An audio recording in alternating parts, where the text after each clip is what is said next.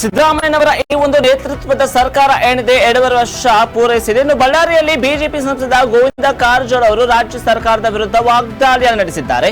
ಅಭಿವೃದ್ಧಿ ರಹಿತ ಆಡಳಿತಕ್ಕೆ ರಾಜ್ಯದ ಜನರು ರೋಸಿ ಹೋಗಿದ್ದಾರೆ, ಸಾಕಾಗ್ಬಿಟ್ಟಿದೆ ಜನರಿಗೆ. ಇನ್ನು ಕಾಂಗ್ರೆಸ್ನ ಈ ಒಂದು ಕೊನೆ ಮುಖ್ಯಮಂತ್ರಿ ಸಿದ್ದರಾಮಯ್ಯನವರು ಆಗ್ತಾರೆ.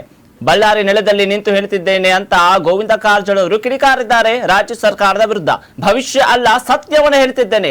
ನಾನು ಶರಣರ ನಾಡಿನಿಂದ ಬಂದವನು. ಮಹಾರಾಷ್ಟ್ರದ ಪಾಲಿಕೆ ಚುನಾವಣೆಯಲ್ಲಿ ಬಿಜೆಪಿಗೆ ಗೆಲುವು ಸಾಧಿಸಿದೆ. ಬಳ್ಳಾರಿಯಲ್ಲಿ ಬಿಜೆಪಿ ಸಂಸದ ಗೋವಿಂದ ಕಾರಜೋಳ ಅವರು ಮಾತನಾಡ್ತಾ ಇನ್ನು ರಾಜ್ಯದ ಬಗ್ಗೆ ಕೂಡ ರಾಜ್ಯದ ಕೊನೆಯ ಸಿಎಂ ಸಿದ್ದರಾಮಯ್ಯನವರು ಆಗ್ತಾರೆ ಅನ್ನುವಂತಹ ಮಾತನ್ನ ಕಿಡಿಯ ಮೂಲಕ ವ್ಯಕ್ತಪಡಿಸಿದ್ದಾರೆ.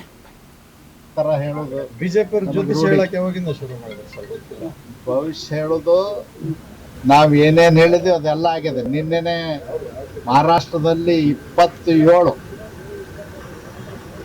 ಚುನಾವಣೆಗಳಾದ್ರ, ನಗರಸಭೆ, ಪುರಸಭೆ, ಮಹಾನಗರ ಪಾಲಿಕೆ ಚುನಾವಣೆ ಆದ್ರೆ 25 ಗೆದ್ದಿದ್ವಿ. ಭವಿಷ್ಯ ಅಲ್ಲ, ಸತ್ಯವನ್ನು ನುಡಿದಿದ್ವಿ. ಅದಕ್ಕೆ ನಾನು ಈ ಸಂದರ್ಭದಲ್ಲಿ ಹೇಳಲಿಕ್ಕೆ ಬಯಸ್ತೇನೆ, ಬಳ್ಳಾರಿ ನೆಲದಲ್ಲಿ ಗುಂಡಿನ ದಾಳಿ ಮಾಡಿಸಿ ಅವ್ರ ಶಾಸಕ ಏನು ಅಮಾಯಕರನ್ನು ಕೊಂದಿದ್ದಾರೆ, ಅದರ ಬಗ್ಗೆ ಸಿದ್ದರಾಮಯ್ಯನವರು ನಿಷ್ಪಕ್ಷಪಾತವಾಗಿ ಭರತ್ ರೆಡ್ಡಿಯನ್ನ ಅರೆಸ್ಟ್ ಮಾಡಬೇಕಾಗಿತ್ತು, ಅವ್ರ ಕೇಸಿನಲ್ಲಿ ತರಬೇಕಾಗಿತ್ತು. ಅದನ್ನು ಬಿಟ್ಟು ದುರಾಡಳಿತ ಮಾಡಿ ಅವನ ಮೇಲೆ ಕೇಸ್ ಹಾಕದೇನೆ ನಿರಪರಾಧಿಗಳು ಯಾರು ಅದಕ್ಕೆ ಕಾರಣೀಭೂತರಲ್ಲ ಅವ್ರ ಬಗ್ಗೆ ಇವತ್ತು ಸಿದ್ದರಾಮಯ್ಯನವರು ಕೇಸ್ ಹಾಕಿಸುವಂತ ಕೆಲಸ ಮಾಡಿದ್ದಾರೆ. ಅದಕ್ಕೆ ದುರಾಡಳಿತಕ್ಕೆ ಕೊನೆಯ ಮತ್ತು ಬಳ್ಳಾರಿಯಲ್ಲಿ ಇವತ್ತು ನಾವು ಸಮಾವೇಶ ಮಾಡ್ಬೇಕಂದ್ರೆ 50 ಲಕ್ಷ ಡಿಪಾಸಿಟ್ ಇಡ್ಬೇಕಂತ ಹೇಳ್ತಾರ. ಇದು ಎಂತ ಆಡಳಿತ ಇದು? 50 ಲಕ್ಷ ಡಿಪಾಸಿಟ್ ಎಂದಾದ್ರೂ ಕೇಳಿದಾರ?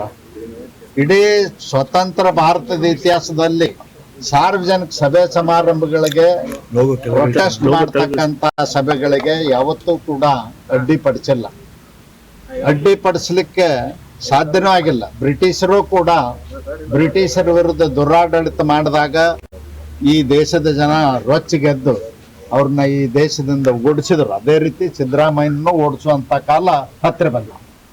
ಸಿದ್ದರಾಮಯ್ಯನವ್ರ ಸರ್ಕಾರ ರಾಜ್ಯದಲ್ಲಿ